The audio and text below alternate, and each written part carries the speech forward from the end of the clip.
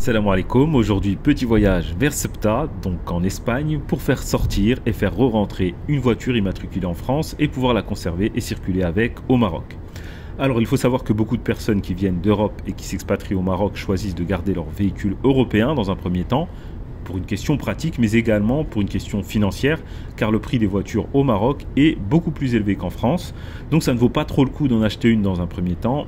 Et si vous devez dédouaner votre voiture pour l'importer sur le territoire, non seulement il y a des contraintes par rapport à l'âge de votre véhicule, mais en plus les frais sont assez élevés. Bon, à part si vous êtes retraité, mais ça fera certainement l'objet d'une prochaine vidéo, Inch'Allah. Donc là, on va partir sur le cas général où vous souhaitez conserver votre voiture au Maroc de manière tout à fait classique et le plus longtemps possible. Donc tout d'abord, il faut savoir que vous avez le droit de faire rentrer un véhicule au Maroc pour 6 mois maximum par année civile. Donc si vous faites rentrer votre voiture au 1er janvier 2025, par exemple, eh bien, vous devrez la faire sortir au mois de juin et vous n'aurez plus le droit de la faire re-rentrer cette année. En réalité, il y a des petites astuces, mais on verra ça plus tard dans la vidéo, Inch'Allah. Donc là, nous sommes sur la route en direction de Ceuta depuis Tanger. On a fait une petite halte au port de Tanger-Med. Donc le port, il est situé à peu près à 40 km de Tanger. Donc faut pas croire que ça n'est pas parce que vous entendez Tanger que ça veut dire qu'il se trouve dans la ville ou à proximité immédiate.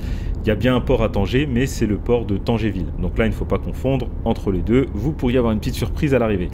La route se fait plutôt bien. Vous avez une partie autoroute et une partie nationale. Enfin, par là où je suis passé. Mais vous avez plusieurs routes pour y arriver.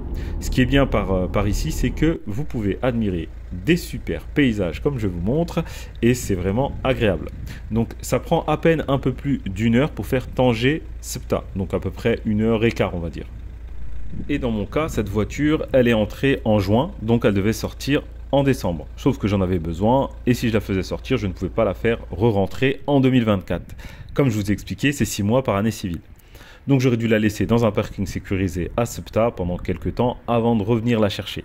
Donc un parking sécurisé à Ceuta, c'est à peu près 70 € la semaine, donc 10 € la journée. Mais bon, ça aurait été bien galère, et donc j'ai gardé ma voiture.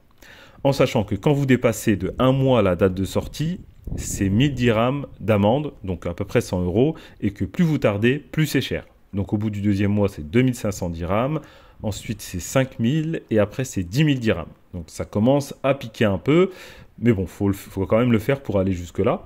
Donc surtout que comme je vous ai expliqué, c'est 6 mois par année civile. Donc ce que font les gens, c'est qu'ils font rentrer la voiture début juillet pour avoir jusque fin décembre.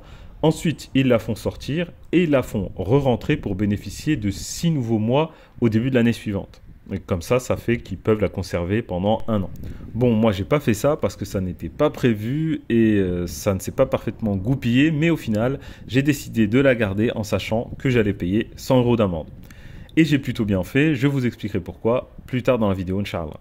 D'ailleurs, avant de poursuivre, certains ont peut-être eu l'info que dorénavant c'est passé à 1 an et plus à 6 mois d'admission temporaire. Mais bon, j'avais eu l'info, j'avais été demandé aux douanes à Tanger et puis j'ai redemandé quand je suis arrivé à la frontière et même son de cloche. Ils m'ont dit oui, l'annonce a été faite, mais ça n'est pas encore en application, donc c'est toujours 6 mois seulement. Donc en principe, cela devrait être augmenté à l'avenir, Inch'Allah, mais pour l'instant, c'est comme ça, c'est 6 mois.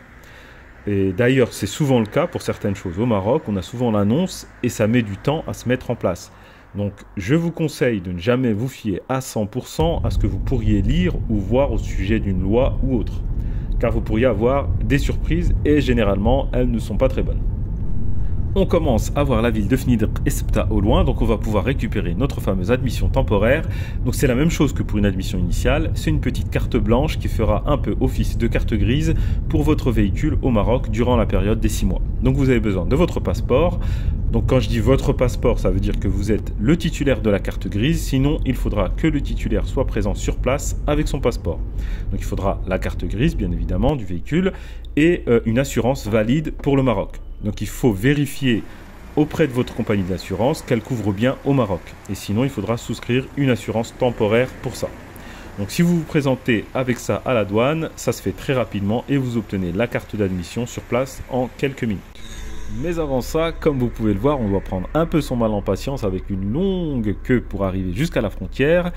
Et arrivé là-bas, j'ai donc donné les papiers que je vous ai cités et à ma grande surprise, ils m'ont dit qu'ils ne me faisaient pas payer. Alors je vous avoue que je n'ai pas bien compris pourquoi. Les douaniers se sont un peu passé la balle, j'ai été envoyé vers un puis un autre. Je suis arrivé jusqu'au chef qui m'a dit c'est bon. Donc j'ai l'impression qu'il y a des directives, peut-être que c'est une phase temporaire avant de mettre en place les 1 an, mais toujours est-il que j'ai économisé 100 € et que je suis reparti avec le sourire et que ça m'a fait oublier l'attente pour arriver jusqu'aux douanes. Une fois passé, j'ai juste fait demi-tour, on n'a même pas besoin d'entrer en Espagne en réalité, car les policiers marocains sont parfaitement au courant et ils nous laissent rebrousser chemin directement. Je suis donc repassé par la douane marocaine pour refaire une nouvelle admission temporaire et repartir pour 6 mois de plus. Voilà, vous saurez comment faire pour conserver votre voiture 1 an au Maroc, Inch'Allah, si vous envisagez de vous expatrier ici. A très bientôt, Inch'Allah. Salam alaikum.